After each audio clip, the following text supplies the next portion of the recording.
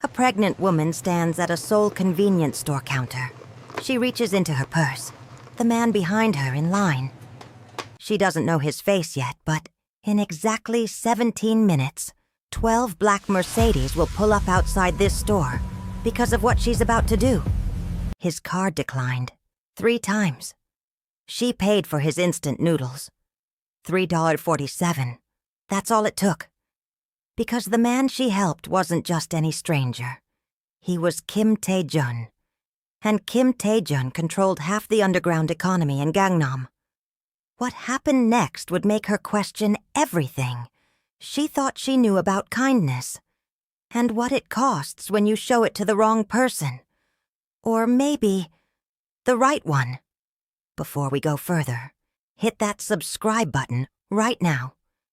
Because what you're about to hear involves diplomatic incidents, international news coverage, and a choice that would haunt everyone involved.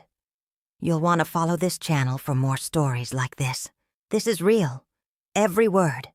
And it started with a transaction that should have been meaningless. Let me take you back to June 2019, Itaewon District, Seoul. 11:47 p.m. Amara Okonkwo had been in South Korea for 8 months. She was 6 months pregnant.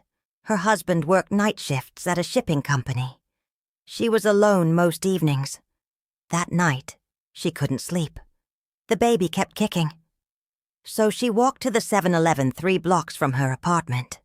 Just to move. Just to breathe air that wasn't the stale, recycled atmosphere of their tiny studio. She bought ginger tea. Something for the nausea. Behind her in line stood a man in an expensive suit. She noticed the suit because it looked out of place at a convenience store near midnight. Tailored. Probably worth more than 2 months of her husband's salary. He was buying instant ramen. The cheap kind. 1-201. His card declined. He tried again. Declined. The cashier, a tired woman in her 50s, looked uncomfortable. The man's face didn't change. Completely expressionless. But his hands... Amara noticed his hands were shaking. Just slightly. Something about that shaking bothered her. Made her chest tight. She didn't think. She just spoke. "I'll pay for it." The man turned to look at her. Really look at her. His eyes were dark, empty in a way that made her skin prickle. But he nodded once. Slowly. The cashier rang it up with Amara's tea. 3,047 won total. About $3.47. The man took his ramen. He bowed. Deep and formal. More formal than the situation required. Then he said something in Korean. Amara's Korean was basic. Survival level. But she caught one word. Gamsahamnida. Thank you. He left. Amara paid. She walked home. She drank her tea. She went to bed. She thought that was the end of it. Here's what she didn't know. That man had been standing in that line deciding whether to live or die. His organization had been hit by a raid 2 days earlier. The Korean National Police, working with Interpol, had seized $47 million in assets. Froze every account connected to his network, his credit cards, his bank accounts, his cash reserves, all frozen. Kim Tae-jun, and yes, that was his real name, though he had 17 others, had been operating in Seoul for 9 years without a single arrest. He ran protection rackets, gambling houses, and a loan sharking operation that stretched from Busan to the DMZ. He was worth on paper close to $80 million. But that night, standing in that convenience store, he had exactly 341 in his pocket. Not enough for a pack of ramen. He hadn't eaten in 2 days. His people were scattered, arrested, in hiding. His second-in-command had turned informant. His suppliers had vanished. His protection had evaporated. He was alone. And he'd made a decision. If he couldn't buy that ramen, if he walked out of that store with nothing, he was going to walk to Hangang Bridge and jump. That was the plan. Then a pregnant African woman he'd never met paid for his food. And something in that moment broke, or fixed. He's never been clear about which. Amara didn't think about the encounter again for 2 weeks. She had other problems. Her husband's company was cutting hours. Their rent was due. The baby was coming in 3 months, and they still didn't have a crib. Still didn't have most of what they needed. She was stressed, exhausted, scared in the way you get scared when you're in a foreign country and nothing feels certain. Then, on a Tuesday afternoon, someone knocked on her door. She wasn't expecting anyone. She opened it. A woman stood there, young, professional, wearing a black suit and carrying a leather folder. She spoke perfect English. "Mrs. Okonkwo?" Amara nodded. "My employer asked me to deliver this." She handed Amara an envelope, thick, heavy, cream-colored paper. Amara opened it. Inside, $5,000 in cash, U.S. currency, crisp $100 bills, and a note, handwritten in English. "You showed kindness when you had no reason to. Please accept this as thanks. You will not see me again." No signature. Amara's hands shook. She looked up. The woman was already walking away. "Wait, who—" The woman didn't turn around. Amara stood in her doorway holding $5,000 in cash from a stranger. Her heart hammered in her chest. Her first thought, this is a scam. Her second thought, this is illegal. Her third thought, I need to call the police. But she didn't, because underneath the fear, underneath the confusion, there was something else. Relief. She hated that she felt relief, hated that her first instinct wasn't to reject the money. But it was there. Undeniable. $5,000 would solve everything. The rent, the baby supplies, the medical bills piling up. She stood there for 20 minutes, just staring at the envelope. Finally, she closed the door. She told her husband that night. He wanted to go to the police immediately. She convinced him to wait, just one day, to think about it.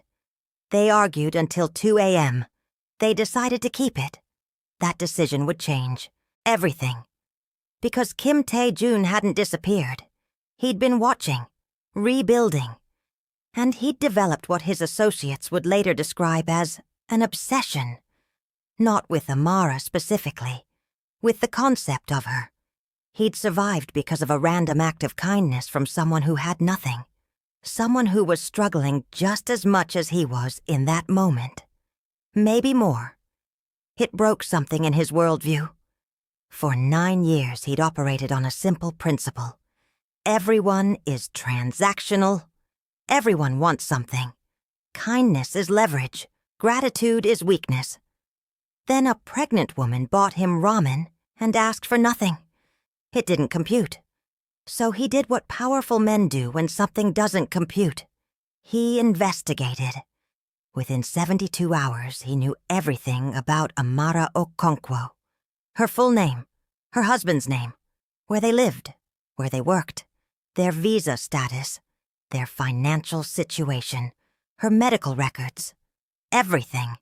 And what he found made him angrier than the police raid, angrier than the betrayal, angrier than anything he'd felt in years.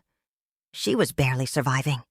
The woman who'd saved his life, because that's how he saw it now, was drowning. That's when he made the second decision. He was going to fix it, all of it, whether she wanted him to or not. 3 days after receiving the envelope, Amara got a call from her landlord. Her rent had been paid, 6 months in advance. "Who paid it?" she asked. "Anonymous benefactor," the landlord said. "Came in with cash, said they were a friend." Amara hung up. She felt sick. The next day, a delivery arrived. A full nursery set, crib, changing table, rocking chair, everything. Top quality. Thousands of dollars worth of equipment. The delivery man had no information. "It was prepaid. We were just told the address." Amara's husband wanted to refuse it, send it back. But where would they send it? To whom? They kept it. Then her husband got promoted. Out of nowhere, a position opened up. Better pay, day shifts, benefits. Amara knew. She knew this wasn't coincidence. She tried to stop it. She went back to that 7-Eleven, asked the cashier if she remembered the man from that night. The cashier's face went white. "You don't want to find him," she said quietly. "Please, forget about it." "Why?" The cashier leaned forward. Her voice dropped to a whisper. "I know who he is. Everyone in this district knows. You helped someone very dangerous. He's clearly grateful. Take the gifts. Don't ask questions. Don't try to refuse. Just accept it and move on." "Who is he?" The cashier shook her head, refused to say more. Amara went home. She researched. She asked around carefully, quietly, and slowly, piece by piece, she started to understand. The man she'd helped wasn't just wealthy. He was connected to organized crime. And now he was connected to her. She couldn't sleep. The baby kicked constantly. She felt like she was being watched all the time. Maybe she was. She wanted to leave Korea, go back to Nigeria. Her husband said they couldn't afford it. They were locked into their apartment lease. His new job required a 6-month commitment. They were stuck, and the gifts kept coming. Medical bills paid, groceries delivered. Her husband's student loans, somehow, reduced by 70%. It was suffocating. Amara felt like she was drowning in kindness that felt more like control. Then, in August, 2 months after the convenience store, she went into early labor. She was 32 weeks, too early. Her husband was at work. She was alone. She called an ambulance. What happened next would become an international incident. The ambulance broke down halfway to the hospital. Engine failure. Complete mechanical breakdown. Amara was in the back, contractions coming fast. The EMTs were panicking. They called for backup. Estimated time, 25 minutes. Amara was screaming. She thought she was going to die. Thought her baby was going to die. Then she heard engines. Multiple engines. She looked through the ambulance window.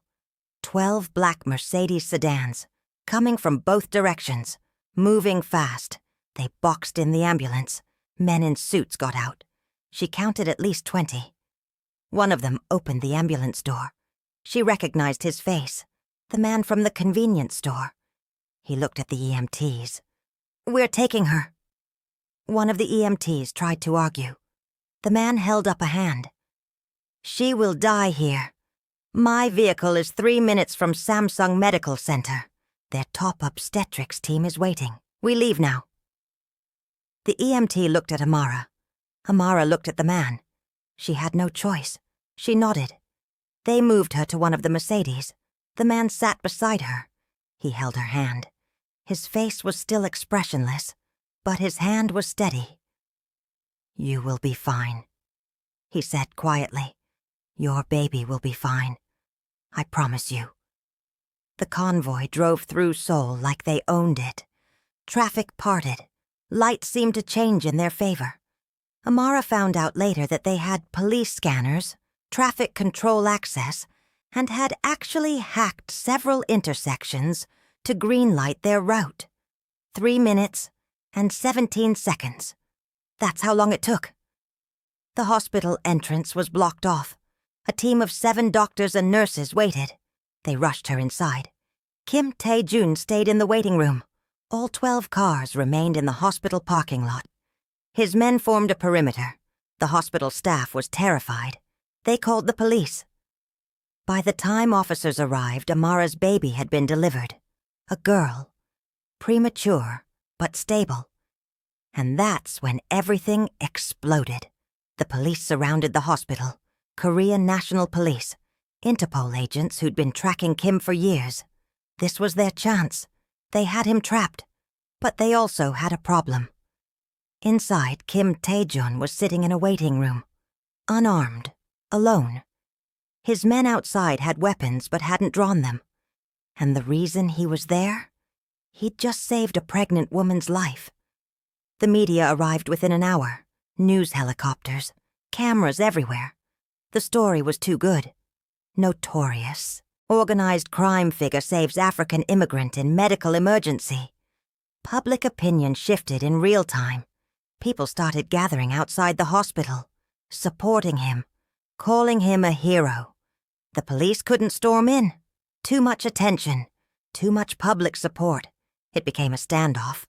Kim Tae-jun refused to leave until he knew Amara and her baby were stable. The police refused to let him leave at all. For 6 hours, nobody moved. Amara, recovering in her hospital room with her newborn daughter, watched it unfold on the news. She saw her own story being told by strangers, saw Kim's face on every channel, saw the debates raging online about whether a criminal could do something good, whether one act of kindness erased 9 years of crime. Her husband arrived. He'd been stopped by police, but eventually allowed through. He held his daughter. He looked at his wife. "What do we do?" he asked. Amara didn't know, but she knew she was the only person who could end this. She got out of bed, against medical advice, against her husband's protests. She walked to the waiting room where Kim sat. The cameras caught everything. She stood in front of him. He looked up. For the first time, she saw something in his eyes, something that wasn't empty. Shame. "I didn't want this," he said quietly. "I just wanted to help." "I know," Amara said. "I've done terrible things, for many years. But you showed me something I'd forgotten existed." "What?" "Humanity." Amara felt tears coming. She pushed them back. "The police want you." "I know. If I ask you to surrender, will you?" Kim Tae-jun looked at her for a long moment. Then he nodded. "If you ask me, yes." Amara took a breath. "Then I'm asking." Kim Tae-jun walked out of that hospital in handcuffs. His men didn't resist. The weapons they'd brought were never drawn. He told police everything. Gave up every connection, every account, every operation. His cooperation led to 47 arrests across 3 countries. The courts were confused. His lawyers argued diminished capacity, PTSD, psychological break. They painted the picture of a man who'd had a genuine transformation. The prosecution pushed for life in prison. The public was divided. But Amara wanted no part of it. She refused interviews, refused to testify for or against him. She just wanted to raise her daughter in peace. The trial lasted 8 months. Kim Tae-jun was sentenced to 12 years. He could be out in 7 with good behavior. Before he was transferred to prison, he sent one final letter to Amara. She almost didn't open it, but she did. It was short. "I spent 9 years taking from people. You gave me something I didn't deserve when I had nothing to offer in return. I don't expect forgiveness. I don't expect understanding. But I want you to know, everything I did was to try to balance the scales, to prove that one moment of kindness wasn't wasted on me. Your daughter will never want for anything. I've set up a trust. Untouchable. Legal. Clean. She'll have education covered. Medical care. Everything. I know this makes you uncomfortable. I know you didn't want this. But please understand, you saved my life that night. This is the only way I know how to say thank you. I will not contact you again." The trust was real, verified by lawyers. $2.3 million in legitimate investments. All the money traced back to legal sources, cleaned through his cooperation deals with authorities. Amara and her husband fought about whether to accept it, for weeks. Eventually they did, because they couldn't afford to refuse. Amara's daughter is 5 years old now. Her name is Kioma. It means good God in Igbo. She's healthy, bright, happy. Amara finished her degree. Her husband got promoted again, legitimately this time. They moved to a better apartment. They're stable now. But Amara thinks about that night constantly. She thinks about the moment she reached for her wallet in that convenience store. It was instinct. Nothing more. She wasn't trying to save anyone. She wasn't trying to change anyone. She was just being decent. And somehow, that was enough to redirect an entire life. She doesn't know if Kim Tae-jun is really reformed.